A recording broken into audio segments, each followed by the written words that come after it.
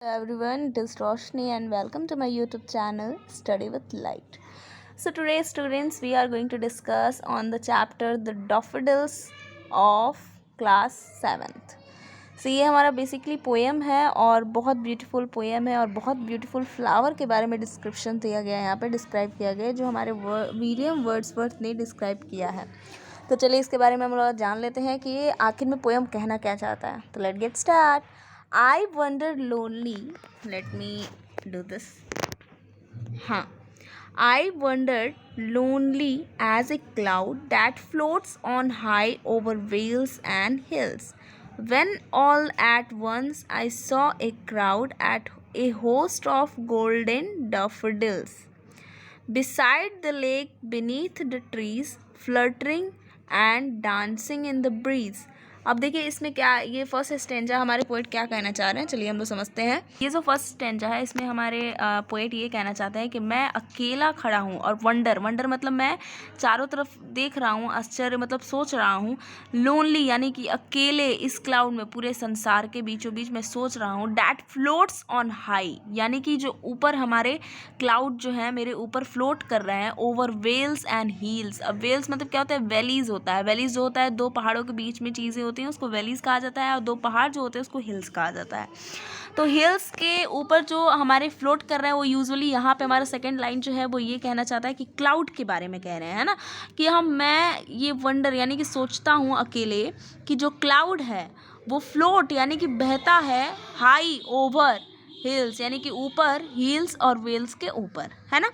अब तीसरा लाइन क्या कह रहा है, व्हेन ऑल एट वंस यानी कि जब मैं एक बार में देखता हूँ crowd. I saw a crowd, क्या देखता हूँ, crowd. A host of golden daffodils, तब मुझे क्या दिखता है कि बहुत ज़्यादा भीड़ में एक होस्ट है हमारे जो मेरा स्वागत कर रहे हैं. और किस कलर में है, गोल्डन डैफोडिल्स यानी कि जो ये फ्लावर्स हैं यूजुअली, यहाँ देखिए देख रहे हैं ना कितने ब्यूटीफुल लग रहे हैं फ्लावर्स.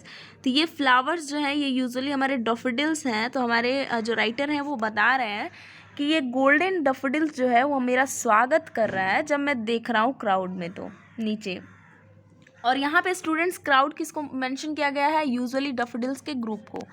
अब देखिए फोर्थ लाइन है, बिसाइड द लेक यानी कि लेक के किनारे, बीनीथ द ट्रीज यानी ट्रीज के नीचे, fluttering and dancing in the bees और ऐसा पूरी तरह से फैले हुए हैं और नाच रहे हैं ब्रिज के पास, नाच रहे हैं ब्रिज के अंदर. ब्रिज के अंदर कौन डांस कर रहा है बच्चों, ये डांस कर रहे हैं जो प्यारे प्यारे फूल डैफोडिल्स हैं हमारे, वो डांस कर रहे हैं. किनके बीच में, लेक्स के बीच में, बिसाइड द लेक के बगल में और पेड़ों के नीचे. अब चलिए हमारा सेकंड स्टेंजा देख लेते हैं. Continuous as the star that shine and twinkle on the milky way, कह रहे हैं कंटिन्यूअस. अब हमें पता चलता है कंटिन्यूअस मतलब लगातार चमचमा रहे हैं. कौन चमचमा रहा है, हमारे स्टार साइन कर रहे हैं. एंड ट्विंकल यानी कि जो ट्विंकल मतलब हम लोग रात में देखते हैं ना तो सितारे कैसे महसूस होते हैं, लगता है ना कि हाँ ट्विंकल ट्विंकल कर रहा है. On the milky way, milky way में मतलब होता है हमारा क्लाउडी.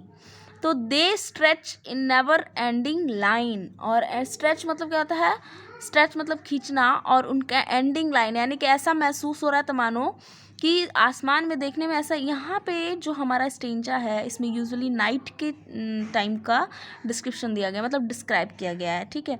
तो and twinkle on the milky way and they stretch never ending line, और ऐसे हो रहे हैं कि लग रहा है कि वो अपना टिमटिमाना बंद ही नहीं करेंगे. कौन, stars. Along the margin of a bay, और देखिए मार्जिन मतलब किनारे, along the margin of a bay, bay मतलब क्या होता है, यहाँ हम देख लेते हैं. ए पार्ट ऑफ सी और a large lake, part of sea होता है, लार्ज लेक होता है, पार्शली सराउंडेड बाय लैंड, है ना. तो इसको हम कहते हैं बे, यानी कि बे के किनारे. 10,000 saw at a glance, I at a glance यानी कि 10,000 मुझे दिखते हैं एक नज़र में. एक नज़र में मुझे कितने दिखते हैं, 10,000. Tossing their heads in sprightly dance यानी कि टॉसिंग देयर हेड्स यानी कि एक दूसरे से इनके हेड जो हैं यूजुअली टकरा रहे हैं, इनके हेड जो है एक दूसरे से टकरा रहे हैं. और ऐसा महसूस हो रहा है कि मानो कि डांस कर रहे हैं। तो चलिए हम सेकंड स्टेंजा एक बार और देख लेते हैं। ऐसा महसूस हो रहा है इस आसमान में कि मिल्की वे में पूरे स्टार्स क्या हो रहे हैं, कंटिन्यू लगातार एक लाइन में लगे हुए हैं, और उनका ऐसा महसूस हो रहा है कि मानो कि वो लाइन जो है ख़त्म ही नहीं होगा।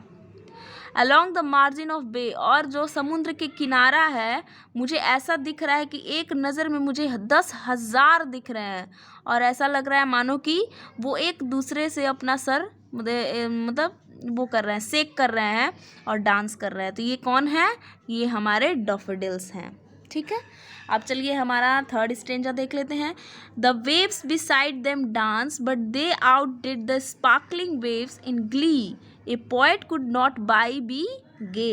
यहाँ देखिए द वेव्स, अब जो वेव हैं, हवाएं बह रही हैं उनके किनारों से, जिसके वजह से वो डांस कर रहे हैं, but they out did not sparking waves, लेकिन वो हवाओं के बहने की वजह से स्पार्कलिंग चमक जो वेव्स हैं उसमें ग्ली मतलब क्या होता है, जॉय, यानी कि जब हवाएं बह रही हैं तो उन्हें बहुत मज़ा आ रहा है और उन्हें बहुत मस्ती आ रही है। यानी कि आप देखते हो हवा के मौसम में जो प्लांट्स होते हैं वो शेक करते हैं, और शेक करते देखने में ऐसा लगता है कि मानो कि वो कितने झूम रहे हैं ना। तो यहाँ पे जब हमारा हवा बहता है तो वो झूमते हैं। A poet could not but be a gay, a poet could not, poet देख के क्या हो रहा है, लेकिन पोएट देख के समझ नहीं पा रहा है, लेकिन उसे बहुत खुशी मिल रही है। गे मतलब होता है फनी, यानी कि बहुत ज़्यादा फन आना, मस्ती आना, हैप्पी होना है ना। इन सच ए जोकंड कंपनी, इन सच ए जोकंड कंपनी क्या होता है, जोकंड मतलब होता है चीयरफुल, चीयरफुल मतलब बहुत अच्छे, यानी कि बहुत मस्ती भरा। कंपनी, मुझे ऐसा लग रहा है कि वो एक दूसरे के साथ बहुत मस्ती कर रहे हैं। I gazed and gazed but little thought, मैं देखता हूँ और देखता हूँ। गेज्ड मतलब क्या होता है, एक दूसरे को देखता हूँ, बट लिटिल थॉट, फिर मैं थोड़ी सी देर तक सोचता हूँ। What wealth the show to me had brought, मतलब मुझे ये चीज़ देखकर क्या महसूस हो रहा है और मुझसे इसे क्या प्रेरणा मिल रही है। ठीक है, अब आते हैं हमारा लास्ट स्टेंजा है विलियम्स वर्ड्सवर्थ का। तो यहाँ देखिए फॉर ऑफ्टन, ऑफ्टन यहाँ का फुल फॉर्म, लेकिन ऑफ्ट यहाँ पे लिखा हुआ है, तो don't be confuse. When on my couch I lie, जब मैं जाता हूँ और अपने खुद से झूठ जब बोलता हूँ। इन वैकेंट एंड पेंसिव मूड, यानी कि जब मेरा मूड एकदम तरीके से खाली रहता है। आई वॉज वेरी, मतलब मैं जब भी बहुत फ्री रहता हूँ। They flashed upon that inward eye, और तब मेरी आंखें किस पे पड़ती हैं, किस पे पड़ती हैं, ये आप सस्पेंस में रखिए।